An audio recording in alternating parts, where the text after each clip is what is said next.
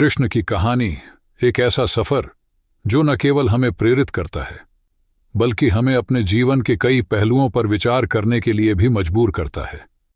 जब हम कृष्ण के नाम का उच्चारण करते हैं तो हमारे मन में एक चंचल बालक, एक नटखट गोपाल और एक महान योद्धा की छवि उभरती है।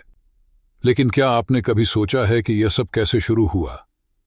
कृष्ण का जन्म एक अंधेरे कारागार में हुआ, जहां उनकी माता देवकी और पिता वासुदेव ने अपने बेटे को बचाने के लिए हर संभव प्रयास किया।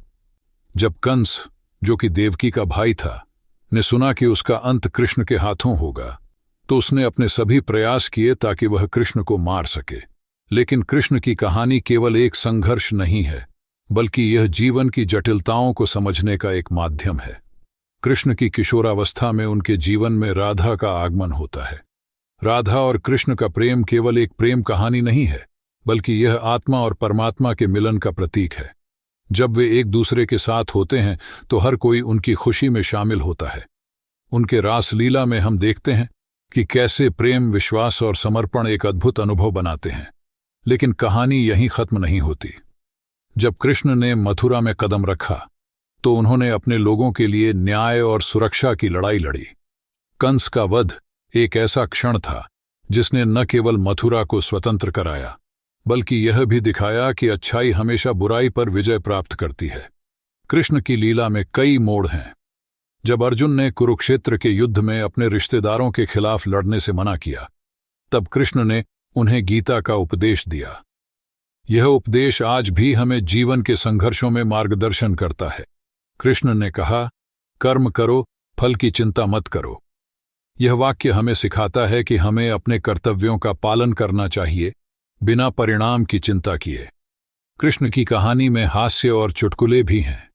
जब उन्होंने अपने दोस्तों के साथ माखन चुराने की योजना बनाई तो यह केवल एक मजेदार घटना नहीं थी, बल्कि यह हमें सिखाती है कि जीवन में खुश रहना और आनंद लेना कितना महत्वपूर्ण है।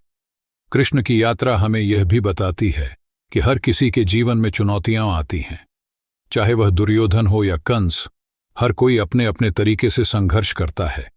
लेकिन कृष्ण ने हमें सिखाया कि हमें अपने भीतर की शक्ति को पहचानना चाहिए और उसे जगाना चाहिए। कृष्ण का जीवन केवल एक देवता का जीवन नहीं है, बल्कि यह हमें प्रेरित करने वाला एक उदाहरण है। उनकी शिक्षाएं हमें यह सिखाती हैं कि कैसे हम अपने जीवन में संतुलन बना सकते हैं, चाहे वह व्यक्तिगत हो या पेशेवर। कृष्ण की कहानी में एक महत्वपूर्ण मोड़ तब आता है जब वे गोकुल से मथुरा लौटते हैं। वहां उनकी मां यशोदा और पिता नंद ने उन्हें बहुत प्यार दिया, लेकिन जब वे मथुरा लौटते हैं तो उन्हें अपने कर्तव्यों का पालन करना होता है। यह हमें यह सिखाता है कि परिवार और कर्तव्य दोनों का महत्व है। कृष्ण का जीवन हमें यह भी बताता है कि हमें अपने दोस्तों और परिवार के साथ मिलकर जीवन का आनंद लेना चाहिए। जब हम एक दूसरे के साथ होते हैं तो हर मुश्किल आसान हो जाती है। कृष्ण की कहानी में एक और महत्वपूर्ण तत्व है, उनकी लीला। उनकी लीलाएं हमें यह दिखाती हैं कि जीवन में कभी कभी हमें अपने विचारों और भावनाओं को छोड़कर आगे बढ़ना पड़ता है।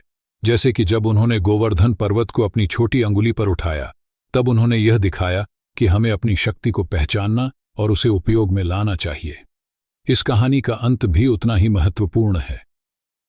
कृष्ण ने हमें सिखाया कि जीवन में हमेशा एक नया आरंभ होता है। चाहे हम कितनी भी कठिनाइयों का सामना करें, हमें कभी हार नहीं माननी चाहिए। तो जब आप कृष्ण की कहानी को सुनते हैं तो इसे केवल एक धार्मिक कथा के रूप में न लें। इसे अपने जीवन में लागू करने का प्रयास करें। अपने भीतर के कृष्ण को पहचानें और अपने जीवन की कठिनाइयों का सामना करें। अंत में मैं आपसे यही कहूंगा कि इस कहानी को अपने दोस्तों के साथ साझा करें, क्योंकि यह केवल एक कहानी नहीं है, बल्कि यह जीवन जीने की एक नई दृष्टि है। अगर आपको यह कहानी पसंद आई तो लाइक करें, कमेंट करें और अपने विचार साझा करें। चलिए हम सब मिलकर कृष्ण की शिक्षाओं को अपने जीवन में उतारें और एक बेहतर समाज की दिशा में कदम बढ़ाएं।